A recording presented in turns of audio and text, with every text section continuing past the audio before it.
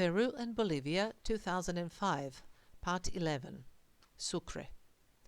In the morning I had to catch an early flight to Sucre. It was fascinating to watch from the plane as the Andes started to elevate and to see what it looks like as they ascend to higher altitudes. The valleys between the hills and lower mountains are filled out with some apparent deposited mud, soil or whatever, and from a plane it seems as if a muddy torrent has passed there, leaving some sediment in its wake. Admittedly, this is probably what did happen in the past, and nowadays, in addition to small rivers running through those valleys, it is also possible to see cultivated fields in parts of these open terrains, which suggests that things have mostly stabilized. Likewise, it was nice to watch the landscapes around Sucre as the plane approached it. One could easily think that the rounded mountain tops that surround the town were but small hills, if Sucre were not at 2,790 meters above sea level. After the heat that permeated the lowlands, Santa Cruz is at 416 meters above sea level, I enjoyed the coolness of Sucre. It does not mean it was cold, far from it. It was simply agreeably fresh after Santa Cruz, and I could also get quite warm during the day, but not unpleasantly so. Sucre is an exceptionally beautiful town, and I loved it. Not only because of its enjoyable temperature and the sky that was phenomenally blue, cloudless, immense and majestic. The center of the city has luckily survived in a very fine state. There are no crumbling houses, but neither new urban experiments that would in fact completely destroy the place and its appearance. Additional charm of the town is rendered by its white buildings. Some are simpler, some are true palaces, but they are all white. Sucre is known as the City of Four Names. One of them is the White City of Americas. Namely, there is some regulation under which all buildings in Sucre, apart from some facade elements, for instance, must be painted white once a year. I don't know what my hometown, Belgrade, literal translation White City, looked like when the Slavs, as the story goes, saw it for the first time and uttered in admiration, "Look, there's a white city." But Sucre is really as white as it can be. As soon as I checked in at the hotel, I got out and went straight to the Museum of Indigenous Arts. It's excellent. Not too big, just right.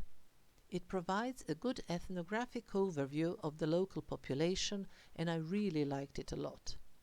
This area is generally known for its tapestries and textiles, but predominantly the textiles that have practical use: ponchos, aprons, coca bags, belts, etc.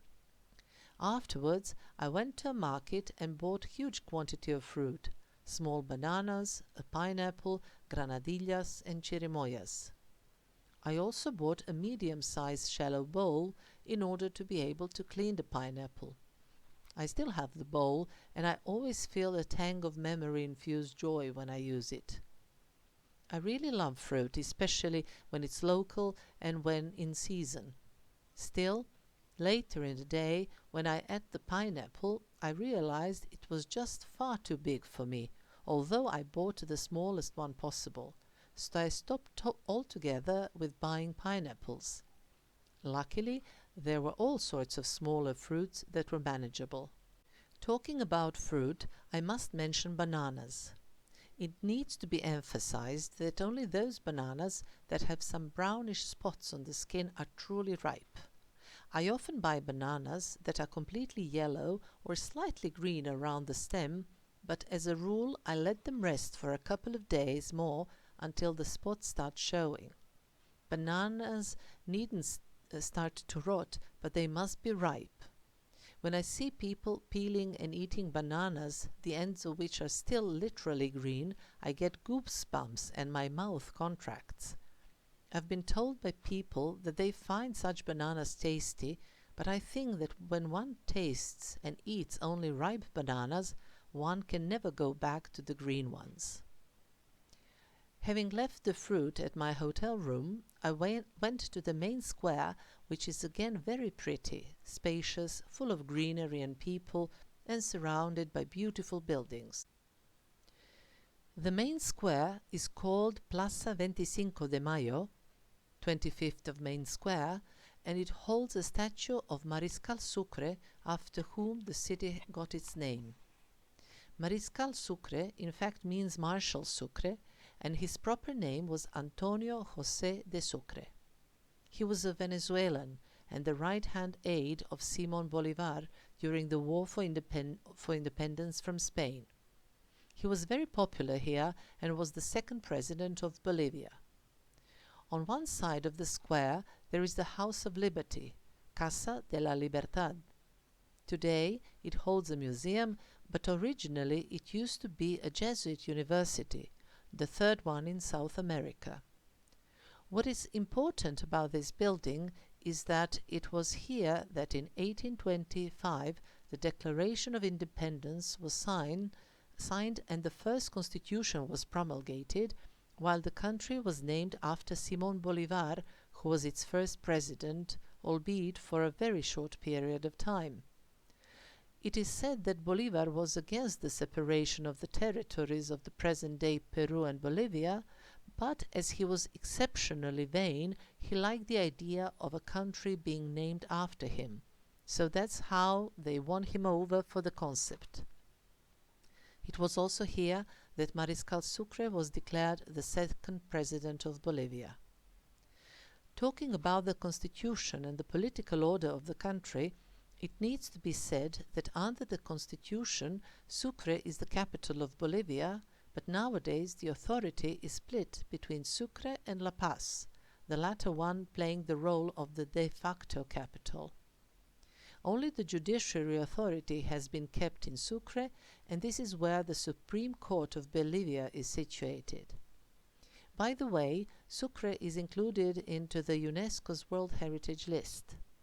It is prohibited to construct new buildings, and everything is maintained very well, so it is clearly visible how wealthy the city used to be in the past and what it used to look like. It is precisely from the main square in front of the cathedral that a special truck with benches for tourists placed in the back leaves. The truck drives to a nearby quarry where there is one of the biggest collections, so to speak, of dinosaurs' footprints in the world. This was also my first visit to a quarry, and when we got there, we were all first given hard hats. Here is what it is all about. Some 20 years ago, when excavating the stone, the workers stumbled upon a huge rock which was completely covered in the footprints of dinosaurs that used to walk across that surface. The rock stands upright like a huge canvas in front of a visitor, and different footprints can be easily spotted. It goes without saying that dinosaurs did not walk across the vertical surface, and this is additionally interesting about the find. The footprints come from the ancient times when this surface used to be horizontal and when dinosaurs could walk there. It is presumed that this used to be some shallow swamp because it requires mud to end up with this type of trail. In the meantime, the Andes started to rise up and contract, so today we have this enormous upright plate with petrified footprints. It was also noteworthy to learn some details about the prints. Namely, if the footprints do not have clearly visible claws, it means that they belong to a herbivore, and vice versa. Claws are a sure sign that the prints come from a carnivore. Then, in one place, there are two parallel trails, but it is impossible that two giant dinosaurs could walk together so closely, as they were rather broad. They actually used to walk in line, like the present-day elephants, so the prints go in parallel, creating a false impression that they went side by side. This tour was quite enjoyable. The landscape with the rock and dust was a bit unusual. The sky was indescribably beautiful, but what was very important about it was that there I met a young woman, half German, half Bolivian, who had already been to Salar de Uyuni, and she gave me a couple of great advice. The most important one was to make sure I bought a hot water bottle, which I did a little later at a pharmacy in Sucre. I spent the afternoon walking leisurely around the town. There are many churches nowadays, and there used to be even more in the past. One of the most interesting ones is the Church of Santa Monica, with mestizo-style elements used for the facade. The mestizo style means the use of local indigenous elements in arts and crafts.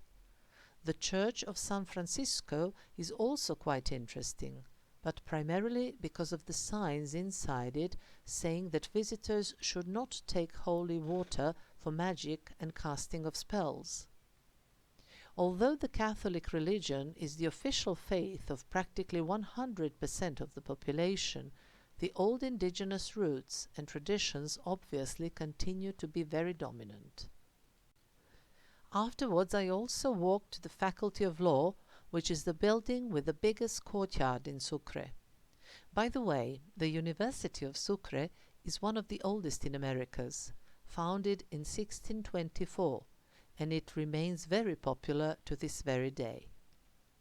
Following a visit to an internet cafe, I walked uphill to a square in front of the convent La Recoleta, from where there is a beautiful view of the town. It was quite crowded there, since there was a market, some kind of a fair, and lots of stands with all sorts of things being up for sale. Among other items, there was chicha, the holy beverage of the Incas, which was in fact a drink obtained from fermented maize. There were also a lot of tables for foosball.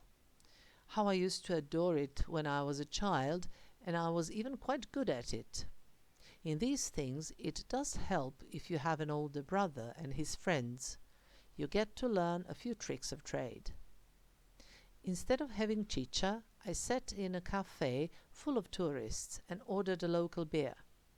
And this was the place where I enjoyed to the fullest. The view was phenomenal, the temperature was ideal, the sun was setting, the lights of the town were starting to get lit, and I listened to great music. A little salsa, a little Louis Armstrong, a little R.E.M., and thus I started to get high with a feeling of happiness that was accumulating in me. I completely enjoyed in everything and was intensely happy. In such a state of exhilaration, I eventually walked down the slope towards my hotel, stopping on my way to book some accommodation in Potosi and Uyuni. It was also wonderful to walk around Sucre at night and to look at the beautifully lit buildings. Sucre is a truly majestic town. When I was there, I saw and visited in the city and around it everything I was interested in.